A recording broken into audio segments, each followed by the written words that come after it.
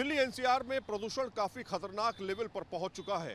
अब दिल्ली में प्रदूषण का लेवल जो है वो 400 के भी पार पहुंच चुका है, जो कि बहुत ही खतरनाक माना जाता है। इस समय हम अक्षरधाम पर मौजूद हैं। ये आपको जो धुंध दिखाई दे रही है, दरअसल ये स्मॉग है, पोल्यूशन है। और जिस तरह से प्रदूषण की स्थिति लगातार खराब होती जा रही है, उसको देखते हुए लगातार सरकार जो है अलग अलग जगहों पे छिड़काव जरूर कर रही है। लेकिन अगर आप देखें कि जो गंभीर स्थिति बनी हुई है पूरी दिल्ली एनसीआर में, सुबह 7 बजे एयर क्वालिटी इंडेक्स यानी AQI जो था वो 447 रिकॉर्ड किया गया था, जो बहुत ही खतरनाक स्थिति में है। कई मॉनिटरिंग स्टेशनों पर AQI का लेवल जो है वो 500 तक रिकॉर्ड किया गया है, जिससे प्रदूषण गंभीर प्लस जोन में चला गया है। हवा काफ़ी ज़्यादा जहरीली हो चुकी है, जिसको देखते हुए अब बड़े कदम उठाने की ज़रूरत है।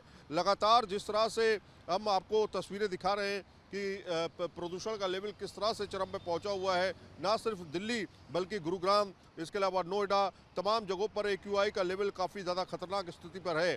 अगर हम बात करें तो दिल्ली एनसीआर में प्रदूषण को देखते हुए अब माना जा रहा है कि अगर हालात ऐसे ही रहे तो ग्रेफ 4 जो है लागू किया जा सकता है। खराब होती एयर क्वालिटी को देखते हुए commission for air quality management यानी CAQM ने पहले ही 11 नवंबर को पूरे देश में ग्रेडेड रिस्पांस एक्शन प्लान यानी GRAP 3 लागू किया था। इन उपायों को देखते हुए का मकसद जो है, इन उपायों का जो मकसद है साफ तौर पे वो कंस्ट्रक्शन, गाड़ियों की आवाजाही और इंडस्ट्रियल ऑपरेशन पर सख्त रोक लगाकर एमिशन को कम कंट्रोल करना है। लेकिन जिस तरह से दिल्ली में प्रदूषण लगातार बढ़ रहा है, जिस तरह से ठंडक बढ़ रही है, उसी हिसाब से प्रदूषण का लेवल जो है वो बढ़ता जा रहा है। बीते कुछ दिनों में लगातार इसमें इजाफा भी हुआ है। बीच में पोल्यूशन का लेवल जो है 14 नवंबर को अगर देखें तो थोड़ा कम ज़रूर हुआ था, लेकिन उसके बाद जो है स्थिति और ख़राब होती जा रही है।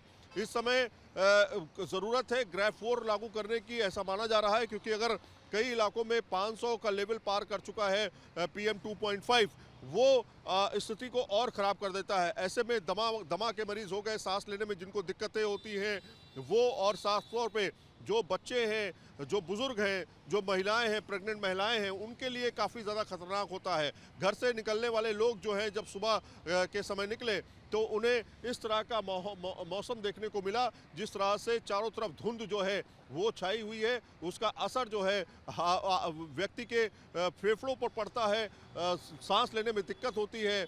एक अनुमान के मुताबिक इस तरह के पोल्यूशन में अगर कोई इंसान सिगरेट पीता है यानी धूम्रपान करता है तो वो रोज़ाना 12 सिगरेट पी जाता है। अगर वो बिना सिगरेट पिए हुए, बिना धूम्रपान किए हुए इसी तरीके से अपनी ज़िंदगी गुजारे तो आप सोचिए ज़रा, 12 सिगरेट का धुआं उसके शरीर के अंदर पहुंचता है, तो ये अपने आप में एक बहुत ही खतरनाक स्थिति हो जाती है।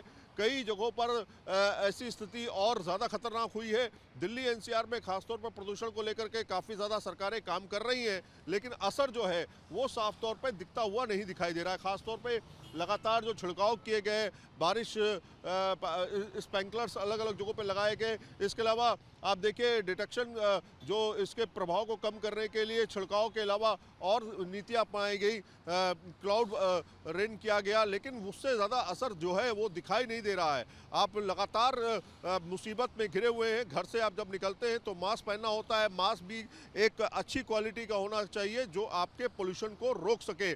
कोई भी टेम्परेरी मास्क जो है वो काम नहीं आएगा। ऐसे में लोगों को ज़रूरत है कि कम से कम ज़्यादा से ज़्यादा घर से जब निकले तो पानी लेके निकले, नींबू पानी का इस्तेमाल काफ़ी ज़्यादा करें और सेहत का ध्यान रखें। लगातार डॉक्टर्स जो हैं वो सलाह देते रहे हैं।